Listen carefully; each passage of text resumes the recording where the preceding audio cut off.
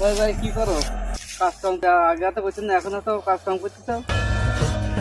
কি করবো ক ওই ভারতেতে সব আমদানি রপ্তানি বলে ওরা বন্ধ করে দিয়েছে। ওরা কয় কিনা যে আমরা যদি কিছু না দিই বাংলাদেশ না খেয়েই মরবে।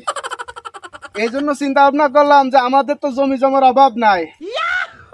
আগে তো বিভিন্ন লোকের প্রলোভনে পড়ে ভারতের থেকে আমরা মালামাল কিনতাম আর আমরা আমাকে জমি ফালায় রাখতাম, কোনো কাজ কাম করতাম না। এতে করে ওদেরই লাভ হইতো। আমরা তো বোকা, আমরা তো বুঝি নাই, কিন্তু এখন তো আসলে বুঝলাম যে আসলে আমাকে জমি জমার কত দাম। এই যে আমরা এখন সবকিছু করে আমরা খাবো, ওই ভারতের টাইম নাই, ভারতের কোনো কিছু আমরা কিনবো না। এখন বরঞ্চ ভারতের লোক এখন হাই হাই করতেছে যে বাংলাদেশের লোকজন পাইতেছে না। ওরা তো দিন আনে দিন খায়, 1 টাকার কিনি 1 টাকারই খায়, আর বাংলাদেশের লোকজন তো 1000 টাকার বাজার করে বসে বসে খায়। আর ওরা তো ওই দেখা যায় একবেলা